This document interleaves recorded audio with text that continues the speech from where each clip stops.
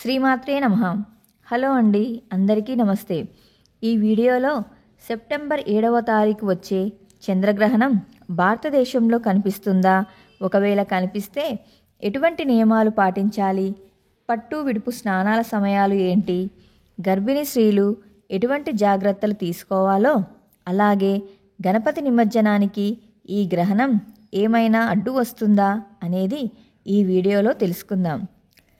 September 7వ తారీఖున వచ్చే చంద్రగ్రహణం సంపూర్ణ చంద్రగ్రహణం. ఇది భారతదేశంలో కనిపిస్తుంది కాబట్టి ప్రతి ఒక్కరూ నియమాలు పాటించాలి. ఈ సంవత్సరంలో ఇదే చివరి చంద్రగ్రహణం. ఈ గ్రహణం శతభిష నక్షత్రం కుంభరాశిలో వస్తుంది. ఎప్పుడు ప్రారంభం అవుతుందంటే రాత్రి 9:36 నుండి ప్రారంభమై తెల్లవారుజామున 1:25 ముగుస్తుంది.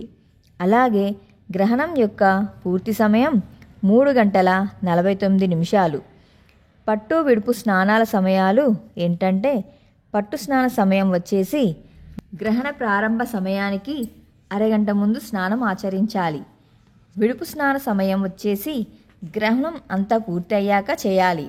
అలాగే ముఖ్యంగా గుర్తుపెట్టుకోవాల్సింది ఏంటంటే, పట్టు స్నానం చేశాక ప్రతి ఒక్కరూ తమ నుదుటిన కుంకుమ విభూదిని ధరించాలి. ఈ గ్రహణ సమయం చాలా శక్తివంతమైనది కాబట్టి ఎవరైనా మంత్ర సాధన తీసుకోవడానికి, అలాగే తీసుకున్న వారు సాధన చేయడానికి మంచి సమయం అని చెప్పవచ్చు. ఎందుకంటే ఈ గ్రహణ సమయంలో చేసిన మంత్ర జపానికి ఎక్కువ ఫలితం కలుగుతుంది. అలాగే మీకు లలిత సహస్రనామం, హనుమాన్ చాలీసా, ఇంకా ఏమైనా స్తోత్రాలు వస్తే ఈ సమయంలో తప్పకుండా పఠించండి. గ్రహణ సమయం కంటే ముందు ప్రతి ఒక్కరూ దర్భలను తెచ్చుకొని మీ ఇంటి మీద, పూజా మందిరంపై, ప్రతి గదిలో ఒక చోట నిల్వ పచ్చళ్ళపై తప్పకుండా వేసుకోవాలి.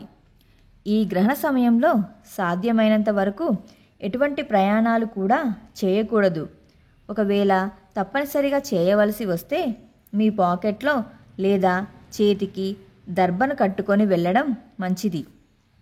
గ్రహణం పూర్తి అయ్యాక మరుసటి రోజు ఒక రాగి చెంబులో శుద్ధమైన నీటిని తీసుకొని అందులో కొద్దిగా పసుపు, కుంకుమ, గంగాజలం, గోపంచకం వేసి దర్భలతో ముందుగా పూజ మందిరంపై సంప్రోక్షించి తర్వాత ఇల్లంతా సంప్రోక్షించుకోవాలి. ఆహార నియమాలకు వస్తే గ్రహణంకి 3 గంటల ముందు ఆహారాన్ని తీసుకోవాలి. గ్రహణ సమయంను సూతక కాలమని అంటారు కాబట్టి మనం వండుకునేవి ఆ పూటకి సరిపోయేంత మాత్రమే వండుకుంటే మంచిది. గ్రహణం పూర్తి అయ్యాక మరుసటి రోజు ప్రతి ఒక్కరూ పూజ గదిని శుభ్రం చేసి నిత్య దీపారాధన చేసుకోవాలి. ఒకవేళ మీరు విగ్రహ ఆరాధన చేస్తూ ఉంటే మీరు ఆ మరుసటి రోజు అభిషేకం చేసుకోవాలి.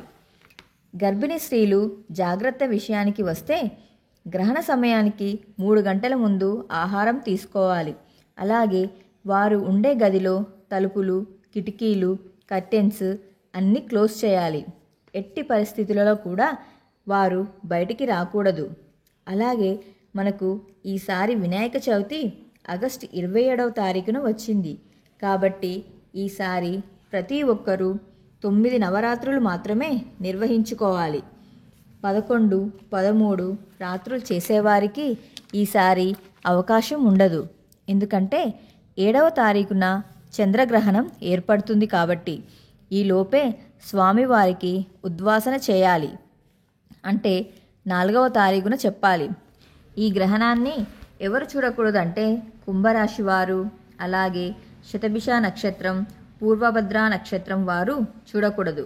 అలాగే గ్రహణం పూర్తి అయ్యాక మరుసటి రోజు ప్రతి ఒక్కరూ మీ స్తోమతను బట్టి బ్రాహ్మణునికి స్వయం పాకం ఇవ్వండి. శ్రీమాత్రే నమః.